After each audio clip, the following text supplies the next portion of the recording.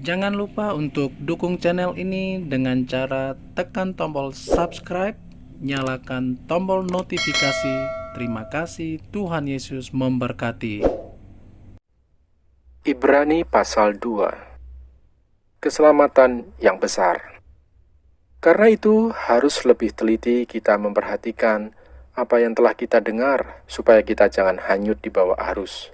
Sebab kalau firman yang dikatakan dengan perantaraan malaikat-malaikat tetap berlaku, dan setiap pelanggaran dan ketidaktaatan mendapat balasan yang setimpal, bagaimanakah kita akan luput jikalau kita menyia-nyiakan keselamatan yang sebesar itu, yang mula-mula diberitakan oleh Tuhan dan oleh mereka yang telah mendengarnya kepada kita dengan cara yang dapat dipercayai. Sedangkan Allah meneguhkan kesaksian mereka oleh tanda-tanda dan mujizat-mujizat dan oleh berbagai-bagai penyataan kekuasaan dan karunia Roh Kudus yang dibagi-bagikannya menurut kehendaknya.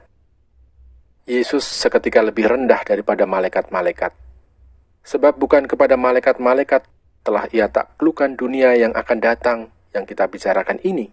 Ada orang yang pernah memberi kesaksian di dalam suatu nas, katanya, "Apakah manusia sehingga engkau mengingatnya, atau anak manusia sehingga engkau mengindahkannya? Namun engkau telah membuatnya untuk waktu yang singkat, sedikit lebih rendah daripada malaikat-malaikat, dan telah memahkotainya dengan kemuliaan dan hormat. Segala sesuatu telah engkau taklukkan di bawah kakinya.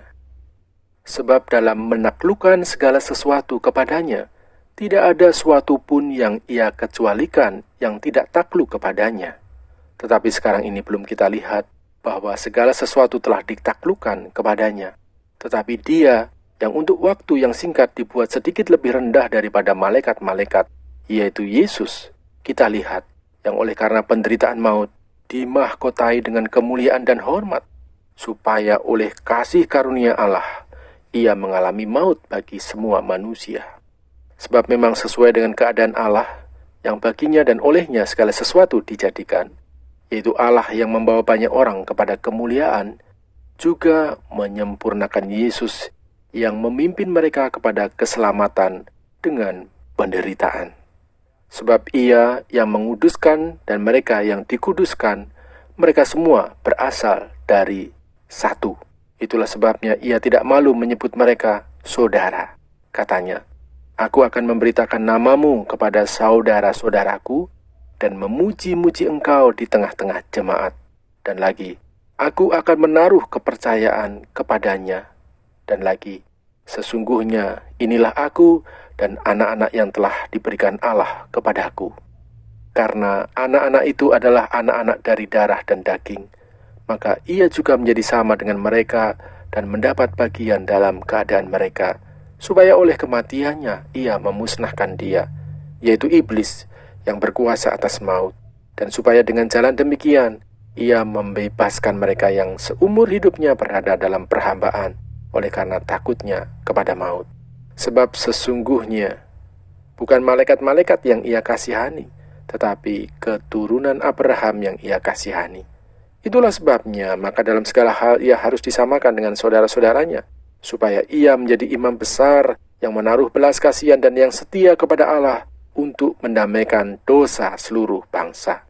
Sebab oleh karena ia sendiri telah menderita karena pencobaan, maka ia dapat menolong mereka yang dicobai.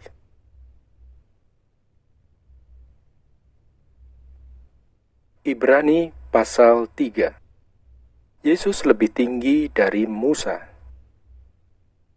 Sebab itu, hai saudara-saudara yang kudus, yang mendapat bagian dalam panggilan surgawi, pandanglah kepada rasul dan imam besar yang kita akui, yaitu Yesus, yang setia kepada Dia yang telah menetapkannya, sebagaimana Musa pun setia dalam segenap rumahnya. Sebab ia dipandang layak mendapat kemuliaan lebih besar daripada Musa. Sama seperti ahli bangunan lebih dihormati daripada rumah yang dibangunnya.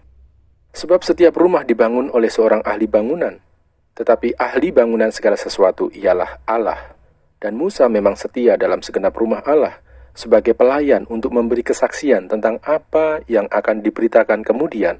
Tetapi Kristus setia sebagai anak yang mengepalai rumahnya, dan rumahnya ialah kita. Jika kita sampai kepada akhirnya teguh berpegang pada kepercayaan dan pengharapan yang kita megahkan. Binasa karena murtad. Sebab itu, seperti yang dikatakan Roh Kudus, pada hari ini, jika kamu mendengar suaranya, janganlah keraskan hatimu seperti dalam kegeraman pada waktu pencobaan di padang gurun, di mana nenek moyangmu mencobai aku dengan jalan menguji aku, sekalipun mereka melihat perbuatan-perbuatanku 40 tahun lamanya. Itulah sebabnya aku murka kepada angkatan itu dan berkata, selalu mereka sesat hati, dan mereka tidak mengenal jalanku. Sehingga aku bersumpah dalam murkaku, mereka tak akan masuk ke tempat perhentianku. Waspadalah, hai saudara-saudara, supaya di antara kamu jangan terdapat seorang yang hatinya jahat dan yang tidak percaya oleh karena ia murtad dari Allah yang hidup. Tetapi nasihatilah seorang akan yang lain setiap hari, selama masih dapat dikatakan hari ini, supaya jangan ada di antara kamu yang menjadi tegar hatinya karena tipu daya dosa. Karena kita telah beroleh bagian di dalam Kristus, asal saja kita teguh berpegang sampai kepada akhirnya pada keyakinan iman kita yang semula. Tetapi apabila pernah dikatakan, pada hari ini jika kamu mendengar suaranya, janganlah keraskan hatimu seperti dalam kegeraman. Siapakah mereka yang membangkitkan amarah Allah, sekalipun mereka mendengar suaranya? Bukankah mereka semua yang keluar dari Mesir di bawah pimpinan Musa? Dan siapakah yang ia murkai 40 tahun lamanya? Bukankah mereka yang berbuat dosa dan yang mayatnya bergelimpangan di padang gurun? Dan siapakah yang telah ia sumpahi bahwa mereka tak akan masuk ke tempat perhentiannya? Bukankah mereka yang tidak taat? Demikianlah kita lihat bahwa mereka tidak dapat masuk oleh karena ketidakpercayaan mereka.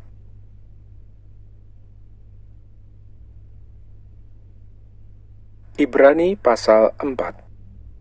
Hari perhentian yang disediakan Allah. Sebab itu, baiklah kita waspada, supaya jangan ada seorang di antara kamu yang dianggap ketinggalan, sekalipun janji akan masuk ke dalam perhentiannya masih berlaku. Karena kepada kita diberitakan juga kabar kesukaan, sama seperti kepada mereka. Tetapi firman pemberitaan itu tidak berguna bagi mereka, karena tidak bertumbuh bersama-sama oleh iman dengan mereka yang mendengarnya. Sebab kita yang beriman akan masuk ke tempat perhentian seperti yang ia katakan, sehingga aku bersumpah dalam murkaku, mereka takkan masuk ke tempat perhentianku. Sekalipun pekerjaannya sudah selesai sejak dunia dijadikan. Sebab tentang hari ketujuh pernah dikatakan di dalam suatu nas, dan Allah berhenti pada hari ketujuh dari segala pekerjaannya. Dan dalam nas itu kita baca, mereka takkan masuk ke tempat perhentianku. Jadi sudah jelas bahwa ada sejumlah orang akan masuk ke tempat perhentian itu, sedangkan mereka yang kepadanya lebih dahulu diberitakan kabar kesukaan itu tidak masuk karena ketidaktaatan mereka. Sebab itu ia menetapkan pada suatu hari, yaitu hari ini, ketika ia setelah sekian lama berfirman dengan perantaraan Daud seperti dikatakan di atas. Pada hari ini, jika kamu mendengar suaranya, janganlah keraskan hatimu. Sebab andai kata Yosua telah membawa mereka masuk ke tempat perhentian, pasti Allah tidak akan berkata-kata kemudian tentang suatu hari lain. Jadi masih tersedia suatu hari perhentian, hari ketujuh bagi umat Allah. Sebab barang siapa telah masuk ke tempat perhentiannya, ia sendiri telah berhenti dari segala pekerjaannya, sama seperti Allah berhenti dari pekerjaannya. Karena itu baiklah kita berusaha untuk masuk ke dalam perhentian itu, supaya jangan seorang pun jatuh karena mengikuti contoh ketidaktaatan itu juga. Sebab firman Allah hidup dan kuat dan lebih tajam daripada pedang bermata dua manapun. Ia menusuk amat dalam sampai memisahkan jiwa dan roh, sendi-sendi dan sumsum. Ia sanggup membedakan pertimbangan dan pikiran hati kita. Dan tidak ada suatu makhluk pun yang tersembunyi di hadapannya, sebab segala sesuatu telanjang dan terbuka di depan mata Dia, yang kepadanya kita harus memberikan pertanggungan jawab. Yesus sebagai imam besar. Karena kita sekarang mempunyai imam besar agung yang telah melintasi semua langit, yaitu Yesus, Anak Allah. Baiklah kita teguh berpegang pada pengakuan iman kita. Sebab imam besar yang kita punya bukanlah imam besar yang tidak dapat turut merasakan kelemahan-kelemahan kita. Sebaliknya sama dengan kita, ia telah dicobai, hanya tidak berbuat dosa. Sebab itu, marilah kita dengan penuh keberanian menghampiri tahta kasih karunia, supaya kita menerima rahmat dan menemukan kasih karunia untuk mendapat pertolongan kita pada waktunya. Jangan lupa untuk dukung channel ini dengan cara tekan tombol subscribe, nyalakan tombol notifikasi. Terima kasih, Tuhan Yesus memberkati.